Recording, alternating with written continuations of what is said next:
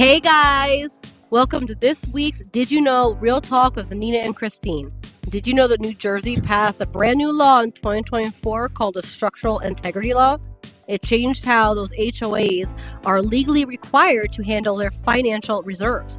And if you live in a community or are planning to move into a community that has an HOA, you'll want this information.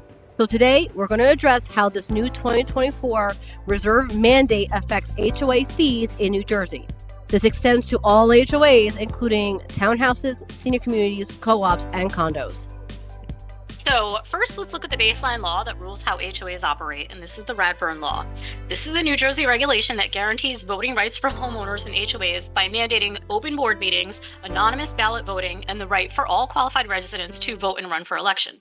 So simply put, this law forced HOA boards out of their secret closed-door meetings and required them now to hold open, transparent meetings for all residents. Now, why did New Jersey lawmakers rush this new law through? Well, in June of 2021, the Champlain Towers South, a 12-story oceanfront condo in Surfside, Florida, partially collapsed, killing 98 people. Now, the investigation revealed decades of severe, unaddressed structural damage to the concrete slabs beneath the pool deck and the parking garage. This happened because Florida board members and the unit owners were allowed to vote to underfund their reserves, forcing them to defer maintenance on critical structural issues. And while this kept the dues low for them, it ended up costing them huge in the long run, as well as causing a tragedy that could have been avoided had they kept up with the proper maintenance. So based on this incident, New Jersey lawmakers, they stepped in. And the big change they made happened on January 8th of 24, where New Jersey adopted the Structural Integrity Law. And this is Senate Bill S2760 if you want to look it up. The new law legally mandates that boards get professional capital reserve studies with the goal of fully funding their reserve accounts in accordance with their plan within 30 years. Now, I'm on the board of my HOA, so I can tell you a little bit about the extent to which this reserve study has hit my community and the relevance to you. So our reserve study is 83 pages long. It takes into account everything: age of the complex, the remaining life of common elements, and what responsibilities the associations have, right? So everybody has different things.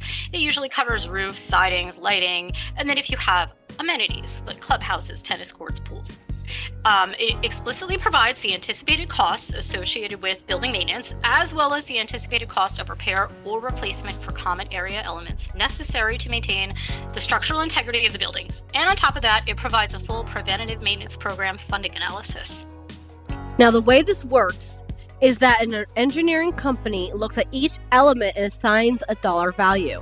This value is then projected costs to completely replace or maintain that item before it fails. The law mandates a strict timeline to get those accounts funded so they don't hit a negative balance over the next 30 years. And the financial impact, it is huge. So the report breaks this down, right, by project line items that show a cost and a timeline.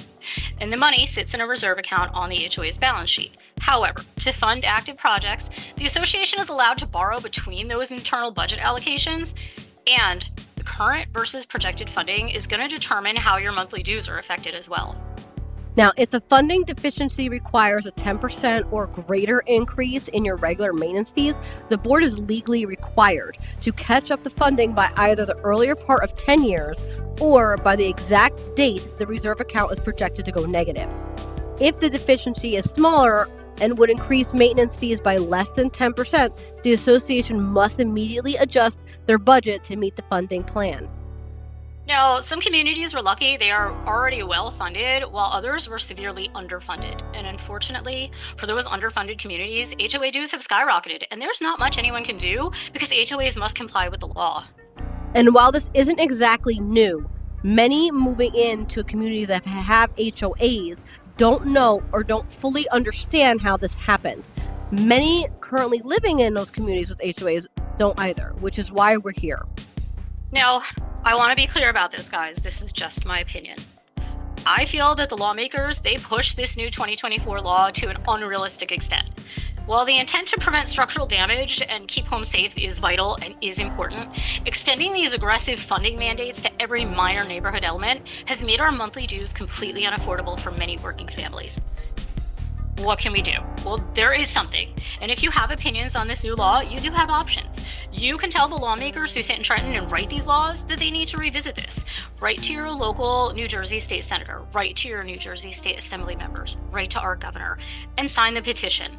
Because real estate in New Jersey is already expensive, and this just made it harder. And again, look, this is just my experience with this bill and my personal HOA. Now, this is just a snapshot of what this bill does and covers. For more information, you can reach out to your property managers and request a copy of your community's reserve study. You can also read more via the links we provided in the caption. We also included the petition to revisit the intent of this law, as well as a link to find and contact your specific New Jersey state representatives in the caption of this video as well. And also, do not forget about our first time home buyers seminar that's happening tomorrow starting at 6 p.m. The details are there on the screen. And of course, if you have any questions or if you're looking to buy or sell in the state of New Jersey, please feel free to contact us with any questions. Our contact information is now also up on the screen. So that's it, guys, for this week's Did You Know Real Talk. Thank you so much for joining us. Please don't forget to like, share, and follow. And stay tuned for next week's Did You Know Real Talk. Nina and Christine signing off. We hope you have a wonderful day. Bye. Bye.